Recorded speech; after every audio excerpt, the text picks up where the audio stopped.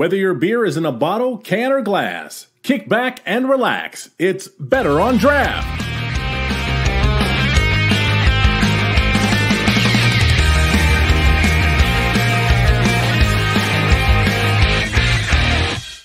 Welcome, everybody, to the Craft Beer News segment, Better on Draft for August 18th, 2023. My name is Ken.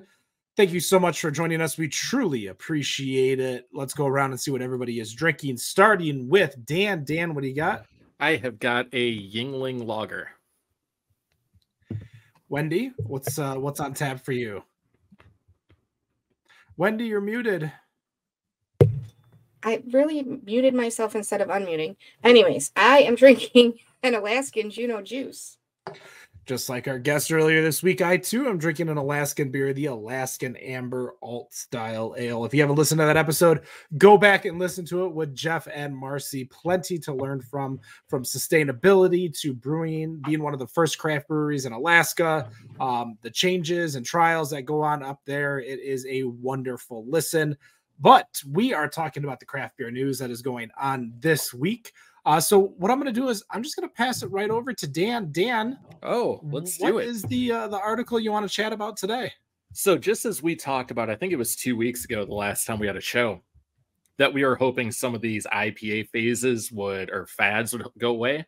And then all of a sudden, Sierra Nevada says they're doubling down on IPAs in 2024 and greatly expanding the selection.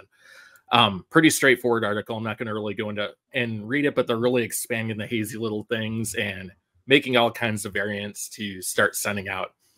So when does this end? Do you feel that this is just another brewery chasing a fad versus sticking with their width? Because we talked to, like you mentioned, Alaskan on the previous interview show, and they stick to what they've been doing. They're not chasing fads. Yeah, they started a distillery and it's doing well with the RTDs, but you don't see them pumping out 19 variants of an IPA and chasing that newest trend. Is this just another instance of a brewery, a well-established brewery, chasing a fad? And when do you guys think it's going to end, or it's going to be too much? Ken, I'll start with you. Yeah, I don't think it is going to end anytime soon. If you guys are not listening, or if you're listening via the podcast and not watching the video, go check out the video. You can find it on all video platforms. That's Kick, Rumble, YouTube, Twitch, Facebook, etc. Render, yeah. So you can see the article that's going on right now, and as you can see, it's kind of scrolling down. It's showing all of the different types of brands that Sierra Nevada has been expanding to over the past handful of years. And within IPA, I think Sierra Nevada saw exactly what New Belgium did with regarding the massive amounts of Voodoo Ranger that's out there, and how Voodoo Ranger basically took over their entire portfolio. That's going to be the same with even Bell's here in Michigan, where we have now Black Hearted, Double Two Hearted, Light Hearted. It seems to be the new trend with a lot of these companies. I think people want to be IPA curious, but not IPA heavy. And that's why they're going into all these subcategories of IPAs, which is why we hear things like cold IPA, or like our guest earlier today talked about like black IPAs. Like, these are the types of beers that are going to sell because people want them. When I was at the Delta Lounge in Dallas last week, like, that's what they had, is they had an IPA there. They didn't have much of anything else other than Shiner Bock, but even Shiner, they have their IPA brand that they're just releasing when we had Shiner on the show. So, I mean, IPAs, they talk about non-alcoholics too. I think that's just, we're still trending towards IPAs because IPAs are still the big dog. But Wendy, what do you think? I agree. I don't think this is anything really new. I mean, even at local breweries, you see where they do a lot of variants of their beers that are most popular. I mean, look at Dragon Smoke. I remember a few years ago, Winter Beer Festival, we called it 50 Shades of Dragon Smoke because they came with like every variant, and it was an amazing beer festival. Don't get me wrong. I mean, I think it was amazing because I don't remember a lot of it. It was 50 Shades of Dragon Smoke, but I just think this is kind of normal, that they're looking for a way to expand their profile without creating something 100% new. We see it a lot. Look at Oddside and all of their different versions of the same thing on a couple different SKUs they have. Yeah, Oddside's got the bean flicker, which is their kind of like alternate. Of course you went to that. I mean, that's the beer where they're adding all their adjuncts and having different ones, and that's what people were drinking at the Summer Beer Fest when I was pouring for them. Was Mosaic, not Mosaic, marshmallow, something. Yeah, so that's they've got the fruitsicles, and they got the fruitsicles. They also have the dank juice. Dank juice, the spiritless cocktails that they just launched. So yeah, Oddside is obviously its own beast. I think Oddside is kind of what we treated Shorts as maybe 10 years ago, with all the options that Shorts used to bring into the market itself. Yeah. But I think that these breweries, I mean, I understand where Dan's coming from, where it just seems too much, like decision overload. Well, it's funny too, because Sierra Nevada makes, one of the biggest pails out there, in the country, if not the world. But they don't experiment with that and make different variants. They go on to this IPA craze because, just to try and stand out. It's like you already have a beer you could do this with, but you don't. It's just it's a little frustrating to see. I think as much as we understand Sierra Nevada as a whole, as a buyer, nobody asks what's your pale ale. They ask what your IPA is. That's fair. And I think that is a little bit of marketing. Whether they utilize like Sierra Nevada Pale as the base and do other things with it and just call it an IPA, because the rules don't matter and the points are made up. But I think that's why they would not do regular Sierra Nevada. Because I mean, Voodoo Ranger, if I'm not mistaken, was just your regular New Belgium IPA, but now it's literally everything. They're hazy Voodoo Ranger. It's the same with the Hearted series: hazy hearted, two hearted, double hearted, black hearted. Like those places had an IPA to branch off of, whereas Sierra Nevada didn't. They just had a regular pale. And again, I think it's just a marketing thing. But I mean, do you think that, I don't want to say jump the shark, because I think we've probably been saying this for 20 years. We've been saying it forever. When we started the show during the 85 Crooked Tree days, like, do you disagree with their thoughts of going all in on these beers, or do you think that what do you think would be better for them? I personally think it is, because I think IPAs are played out. You feel similar to the way I do about them. But, they have things like Narwhal. There's another dark beer they made. Bigfoot. I think Bigfoot. Yeah, things like that. Like, expand on that. You remember the line for people getting Narwhal at GABF last year? People want that stuff too. We don't need 85 variants of hazy little things. Save that for Dark Horse. I think something different.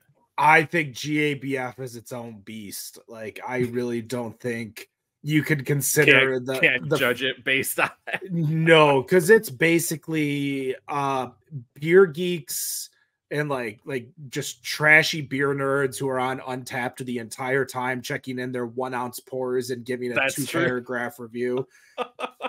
You've got the people who are there to party. Like I saw a handful of like bachelor birthday parties that were running around.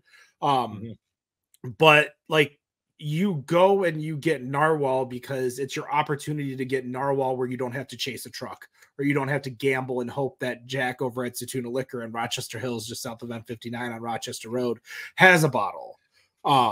That's with Utopia. I don't even bother getting Utopia, but the opportunity to get Utopia at GABF, sure, I'm going to try it. Of course, but am I going to buy a bottle of that? Am I going to buy Utopia and all the Utopia alternatives, like Worldwide Utopia Stout and stuff? Like, I do have a bottle of that. But that's the thing is that there's certain styles that people are going to run to when the opportunity is there, like Media Noche over at Weldworks. Yes, Weldworks.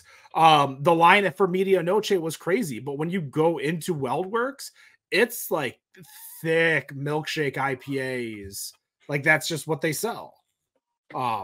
So I think Sierra Nevada just doesn't have an IPA they can truly tie their name to really do the IPA game. But again, that was also before Hazy the Little Things series really kind of exploded. I wish we had, because I know we talked about the portfolio like a month and a half ago, and we talked about like percentages of their portfolio for Hazy Little Things. But yeah, I think this is just where we're going to be in a world where people are going to still want their IPAs. Yep, fair enough. You know, not too many people like us go into a bar and be like, what's your English mild, or what's your what's your ESB? Yeah, and I mean, I toured around Dallas a little bit, and I found plenty of, you know, mind you, each site only had maybe one option. Sure. But you know, what was your brown, what was your amber, what was your ESB? Because everything else, like Martin House, oh my god. The amount of seltzers they have there. They had a mustard beer too, by the way. Did you drink it? I tried it. It was I'm glad that the guy did not sell me a taster, and he just gave me a little bit to try. But that thing, he says it sells awesome in hot summer days, and people love it for like when they're mowing lawn and stuff and pairing it with a hot dog. So I could see that with a cucumber beer or a cucumber seltzer. Mustard though, it was tart. I am glad it was the last thing I had there, and I'm glad we had like another 30-minute drive before the next brewery. So Bats McGee in the chat saying he wants his IPA. Toot in our chat saying that if Sierra Nevada made Olivia Quad with plums again. I think we talked about that on our show when we had Sierra Nevada on our show. Yeah. But anything else you want to touch on this article? No, we can move on. Wendy?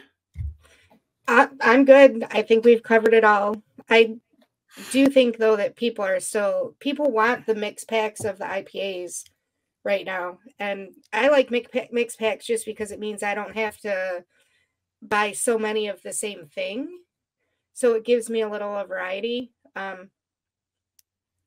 like the Hazy Little Thing series. Yeah, Hazy Little. I mean, Dan, I think you like that series too when they shipped it out terrible. To you. It wasn't not at all. Overly bitter, and it didn't taste of like spruce and pine and stuff. So no, it didn't. It's not something I would go buy, but as far as an IPA, it was palatable as far as I thought. Well, Wendy, you're going off. I went looking for an Alaskan mix pack here recently, so I bought the last one at Kroger today. That's why you couldn't find one, Wendy. No, I had to go to 3 different stores to get what I actually wanted. But because you can get amber anywhere, but you can't always get all the other stuff. Anyways, do we want to move on to my article now? Yeah. What do you want to talk about today? Talk about yours first. No. So my article, I found in Golf Digest of all places. Don't ask me how. It looks like Treehouse was looking to expand their operation, and during COVID found a country club that had shut down, and they opened it up here a few months ago. Back in June, they opened it during the US Open. Yes. In June, they posted photos celebrating the opening of the clubhouse in Tewksbury, about a half an hour north of Boston. They've got a wood panel tap room, a pro shop, a putting green with the Treehouse flagstick, and of course, lots and lots of beer. I think they said there was something like 78 taps that they put in. But here recently in August, they actually opened up where they have a 9-hole golf course.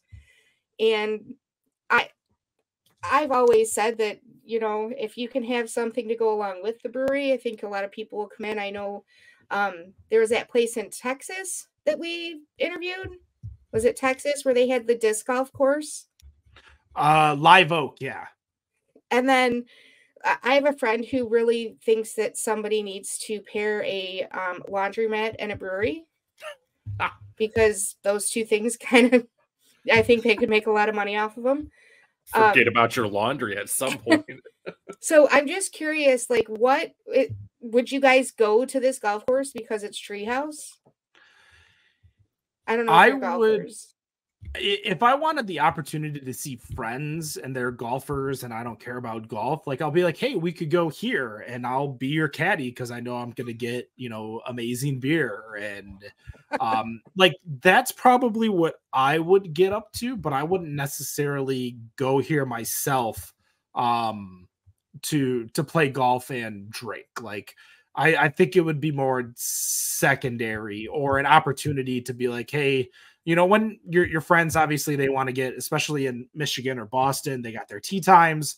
So they want to make sure they get on the links. For me, I just want to make sure I get in a few beers. So I'll just be like, I'll go drink with y'all. But when the choices are go join them and it's probably all like standard macro lager and then the few summer beers like Oberon or Shock Top or something like that, I'm like, I just don't want to spend the time. Bats McGee in the chat saying I'd go for the Treehouse beer, but I don't golf. Exactly. Yeah, I'm probably one of the worst golfers in the world. And especially if they had, but I'd go and do like you do, Ken, and just be their caddy, especially if you got people driving around on golf carts, bringing you beer to buy. Like you have a lot of golf courses. I would totally be down for that. But like I know a lot of people drink on the golf course. So I guess everyone will be playing shitty. But yeah, I guess if you're into golf, though, it's really cool. Everyone I know drinks on the golf course. Everyone yeah, I know that's that what golfs, I say. Like I that's can't part think of the reason they golf. Let's be honest.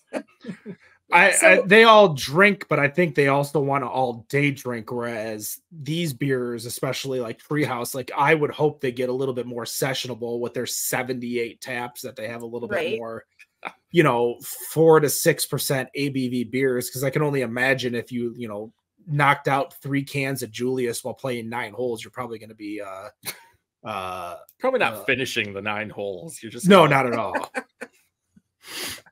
So even though we don't golf, what is the one pairing you think would work out that would make you want to go to visit a brewery? I got one that came right to my head. Sorry, Ken. And you could never do it. No place in the world will allow it, but beer in a shooting range. Oh, geez. Yeah, I don't see that being a good idea. But that would get me there. I mean, you could probably pull it off for like after the fact and just be like, hey, you can go shooting. And then once you enter here, you're no longer allowed back in the shooting range. So if you're like, hey, let's go shooting and then go have a beer or two, that might not be a bad secondary thing. That could work, but I don't know anyone, like any state, that would allow you to sell beer at a shooting range in any capacity. Yeah, for sure. Like, I mean, we're talking legalities and stuff here. Like I mean, for me, perfect world. Yeah, in a perfect world, you could just take a can of beer in there with you. Yeah, like for me, like I would, we've talked about this before, and I remember Nick was kind of like shocked when I said this, but I would love some type of beer or bar in a hospital. Yeah, you could totally use that there too. There's some places where you're there for so long because your loved one is in surgery, or you just want to be able to, because you're there and you're waiting, like get something instead of whatever's in the vending machine. Like you could easily do like and the rules for these hospitals are crazy with regards to what you could sell food and drink wise already. For example, at U of M Health Systems, like you cannot sell regular Coke or any regular soda. Like it has to be all diet or zero sugar. Oh wow! So there's don't get it. I don't know the why. I just know one of the people that owned a bunch of the delis inside U of M hospital systems and the rules that they had to follow for a lot of the things. So obviously there's no way you're going to be able to get alcohol if you can't sell regular Coke. Yeah, no. But for me, honest to God, there's a place that opened up in Grand Rapids that does duck pin bowling. But I would love some type of multi-lane bowling alley that does the handful of different bowling in the US. So there's Like duck five pin, candle pin. You could do 5 pin because all the lanes are nearly the same size, lengthwise. So you could get in there and easily install different types of lanes. Or what did we learn? 9 pin or something like that. Yeah, 9 over pin in Texas. Texas, yeah. So there are. Wait, you're telling me there's different types of bowling? Yeah. Oh yeah. So 5 pin is a massive Canadian type of bowling where it's a lot smaller ball, almost like a bocce ball. Same with candle pin, but instead of the pins being like pin shaped, they're just like a tall candle. And you just leave them laying there too, don't you? Yep, After you roll? I thought so. Yep. Duck pin is another small ball bowling type alley.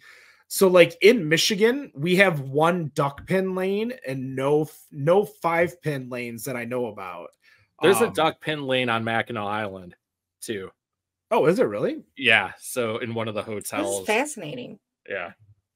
This is bowling time with bowling time with Ken. But I feel like we could do a TikTok series on this, Ken. On bowling? Just saying. I mean, Ken had a great the shot. Different types of bowling lanes that are available or that you think should be paired with a brewery. The issue is, and I'm not going to lie, I did look to see if there's any bowling alleys for sale recently, not because of this conversation, but other conversations. And sadly, only like Fred's of Roscommon is for sale, which would be a great buy, but then you'd have to move to Roscommon. Turn it into a 5 pin lane and be like, let's go. Yeah, you'd probably piss off more people than anything doing that. Toot says we have a small pin bowling alley in Savannah. Yeah, there's a handful of different bowling alleys that I think would do well. Like duck pin's doing great in Grand Rapids. Is it? I'm not surprised. You roll a smaller ball with that too, don't you? Yeah, and you don't need like I don't think you need equipment or anything like that. I don't know if you need bowling shoes, but yeah, it's and they're charging like $30 or $35 an hour for a lane. Oh, dang. And people are paying it. But if you could tie in, there used to be a Alley 59 over in Clinton Township used to be a massive craft beer bar and bowling alley. And then there was another one up in like Lapeer that was an awesome bowling alley and craft beer bar. But if you could turn it into like a brewery where you not only you get the brewery destination, it'd have to be probably a brew pub, a brewery destination with bowling alley. That'd be great. So we do have something like that out here. And if you come out for the Red Wings game, State 48 in Glendale, it also has a bowling alley. So it's a pretty cool place that a lot of people go to. Yeah, I mean, I get 2 check bags and I can fit 3 balls in a check bag. That's for sure. Nice. The fun thing is axe throwing next to a brewery that serves while you're working out your inner Viking. That's what Toot says. I went to when I was in Greenville in Taylor's, there's a brewery that right across the way, like right across the parking lot is an axe throwing. And I did that when I was there. They didn't sell beer at the axe throwing. We brought it from the brewery over to drink while we were axe throwing. Nice. Yeah, Big Buck, obviously, in Auburn Hills is now an axe throwing place and football bowling, foaling. Yeah, it's urban bowling. That's what it's called because you can't call it foaling if it's not a foaling facility. That's a trademark, which is good on them because if you can do that, that's what you get for loading up before an 0-16 Lion season. You create a game because that's the only entertainment you got. What about you, Wendy? I mean, we talked about all the different places we'd love to open or go to. I don't know if I would pick any games. Mainly because I do love board games, but that's at every brewery anyways. I think I would probably like a brewery and a bookstore. So while I'm perusing books and trying to figure out what I'm going to spend my money on, I can have a beer or two. I'd probably spend a lot more money in the bookstore if they let me drink beer while I was looking. I'm not going to lie. In Fort Collins, so as much as you say board games, there's like brewery board games, and then there's board games like your Dungeons and Dragons, Warhammer, etc. There was a place in Fort Collins that was a bar and board game place, and they had like people signing up to do D&D one shots, and when we went there, it was packed. So, wow. So I mean, I've go on. I've never played D&D, but there is this really fun game called Rainbow Pirates Okay. that I'm highly addicted to. That I think we should have more available more often. So Rainbow Pirates, everyone look that up. It's fun. Well, as we go through Rainbow Pirates, I got nothing else to segue off of that, so we're just gonna go in. So the business Tilray, which is a Canadian cannabis organization, has been on the assault buying different beverage organizations from the big breweries. So if you actually look at what they bought, I believe it was just a few weeks ago, as I'm bringing it up on the screen right now. Of course, you can watch it live as well as on demand on youtube.com/betterondraft. This right here talked about all the brands that Tilray is purchasing from Anheuser-Busch, including Shock Top, Breckenridge, Blue Point 10 Barrel, Red Hook, Widmer, Square Mile, and Highball Energy. Along with this, so this came out roughly 2 weeks ago, week and a half ago. Tilray actually went through and purchased something from Molson Coors as well, which is the Trust Beverage Organization, which is a cannabis-infused drink maker that Molson added. As we were starting the podcast, obviously a lot of breweries were being purchased by these big name breweries. So I guess my question to you guys is this a sign of the times where we might start seeing these major organizations start selling off the craft breweries to stick to their domestic and malternatives that they currently sell? Like, will we see a sale of Goose Island anytime soon, or Elysian, or Wicked Weed? Or do you think these are all still on a different level than other breweries? And I will start with Wendy. I think some of them are still on a different level, but yeah, I do see that they're going to have to start selling some of these off because their shares are dropping, period. Like their main brands aren't as popular as they were, especially with a lot of people going over to seltzers and RTDs. So I think they have to figure out a way to get rid of some of the stuff that they were trying to diversify with that wasn't necessarily the best option for them. I agree with you. I think the fact that all of these alternative beverages, including spiritless cocktails themselves like RTDs, seltzers, etc., like that's where a lot of the business is going. But you could only own so much capital to where you may need to sell old capital. Is this going to allow us to see a lot more conglomerates like Canarchy or what the CBA used to be? Dan? Yeah, so, I'm looking at these that are being sold. I'm not surprised Anheuser-Busch is selling off a bunch. But, like, looking at these brands, can anyone here name a beer outside of ESB that Red Hook makes? No. I bet you probably can. I can't. No. So, they're selling off what seems like low producing or just low, performance as far as beers go, as far as sales go, because, the only other one I know here, yeah, everyone knows Shock Top, but 10 Barrel is the only other one I even know on this list outside of ESB or Red Hook for their ESB. I think they're dumping off just underperforming, and this company picking them up is hoping they're going to do better. I think if they put in a decent amount of effort to rebrand the brand, like Shock Top needs a rebrand. Oh, big time. That like Widmer Brothers, their I think their Heffy is one of like the more well-known beers out there. I swear there was a beer from Blue Point that we have that I've enjoyed, and I just don't remember it because I remember Blue Point back before like the craft beer boom here in Michigan.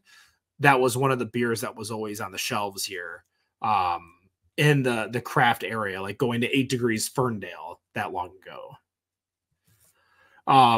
So you think that, well, let's on this document, there is the handful that Anheuser-Busch still owns, including Golden Road, Elysian, Goose Island, Karbach, Four Peaks, Wicked Weed, and Devil's Backbone. I mean, here in Michigan, at least, if it's not Goose Island, there really isn't much that I really know about other than, like, you know, I know about the handful of beers that Elysian, Golden Peak, and Golden Road, Four Peaks, and Wicked Weed made, but yeah, everything else, Four Peaks is local to Arizona. You don't see it outside the state. Golden Road's pretty much just the Southwest, like Nevada, Southern California, and Arizona. I think a lot of these are just regional. And, you know, Four Peaks, for example, is the biggest brewer in Arizona. They'll probably never get rid of that. You see how much Golden Road and Goose Island makes. So I don't think they're going to get rid of those. It doesn't show the numbers of what these breweries are letting go of make, which is too bad to see the comparison. I believe they did a combined number, which is 495K in 2022. Between all of them? It says Shock Top, Breckenridge, 10 Barrel, and Blue Point. So it does not include Widmer, Red Hook, Square Mile, and Highball. And just those few did 495, which is what Goose Island did on their own. Yes, that is correct. Those 4 did a Goose Island. Yeah, so I think they're just getting rid of some of the underperformers. So you look at Devil's Backbone, I don't know anything they do, or Platform. Oh, they ceased operations, apparently. I'm not sure what's going on there, but yeah, those look like they're underperforming. I'm surprised I held on to those too. Yeah, Omission, I think, is their gluten-free brewery. I feel like that's like a Trader Joe's beer that I see out there. Might be. But yeah, along with Tilray starting their partnership with Molson Coors 2, buying the Trust Beverage, which is cannabis. I feel like a lot of these acquisitions and breweries that have kind of maybe spread themselves a little too thin are going to start selling and creating space for what's currently hot, as opposed to brewing what's currently hot at those breweries. So I mean, I could see Goose Island easily selling here just because, like, Kings and Convicts will be coming up soon. Oh shit, yeah. I mean, Kings and Convicts is apparently got money. Yeah. The same with Wicked Weed. I mean, Wicked Weed's that huge southeast area over in Asheville, North Carolina. Like, I think the people of Wicked Weed, if they could figure out someone to buy that organization, they would try to get it sold in a heartbeat. Because I just don't think any of these brands took off. Like, they tried to get these brands to outsell some of the bigger breweries, but in turn, like, Sierra Nevada's still on the top, Yingling's still on the top, Sam Adams still on the top. Obviously, the number one craft brewery in the U.S., Pabst Brewing, is still on top. Thank you. Appreciate you appeasing me. Yeah, so I just, Dan, you think that there's going to be a lot more consolidation from the bigger breweries to medium-sized organizations buying them out? Like Kings and Convicts, is that what you're saying? Oh, yeah, I could see them doing that. If you've got this cannabis company buying a bunch, I could see Kings and Convicts buying more, or someone similar. It doesn't have to be them. They're really focused on the Southwest, really. But there definitely could be some that come out and start buying some of these from the big guys. I mean, I think a big player, especially with the Monster Energy cash infusion, Canarchy, could easily come in and buy a handful of breweries and not bat an eye with the amount of money they have. Do we see any Michigan breweries selling anytime soon? I mean, I didn't want to ask Alaskan, but I mean, they've been brewing for 40 years. I'm curious what's going to happen when they're ready to retire. They didn't look like they were ready to retire, but their employees didn't. they've got employee share. Gotcha. So, well, I mean, that don't doesn't see mean that. much. New Belgium had employee share. That's true. They don't look like they're stopping anytime soon. Oh, no, absolutely. They both not. obviously still have a hand in that brewery. If you listen to the craft beer news only, go check out the Alaskan Brewing podcast that we just released a few days ago. We just recorded it here tonight on Friday, which we record every Friday starting 7:15 p.m. Eastern. Facebook.com/BetterOnDraft, Twitch.tv BetterOnDraft, Kick.com/BetterOnDraft, YouTube.com/BetterOnDraft. That's everywhere that we're live. So you can interact with us like our boy Toot McCrog. Talking Toots. about Devil's Backbone was great. Then they went to I'm guessing the ... is AB, and people were angry. It was the same with Wicked Weed. I talked about going to Wicked Weed like 2 weeks after they got bought, and the staff were happy because they had health insurance. And the people in Asheville were pissed, and I'm like, it's hard to balance that kind of worth, but that is going to do it for the craft beer news segment. We will be back next week. Next week, our guest is the chain brewery, BJ's Brewhouse. So we're going to learn a little bit more about what's going on in the world of, I don't think they're even franchisees. I think they're all corporate, but corporate brewing across the United States with their head brewer. So we're going to learn a lot more about BJ's. And then in 2 weeks, we've got Harold Remlinger. We're going to be talking about building a brewery from the ground up. And when I mean the ground up, I'm talking nuts and bolts brewery architecture. So that is going to do it for this episode of the Better on Draft podcast. Thank you so much for joining us. I appreciate it. Of course, all the social media is at Better on Draft. And no matter what you think of your beer, we think it's Better on Draft. Have a good night. Cheers.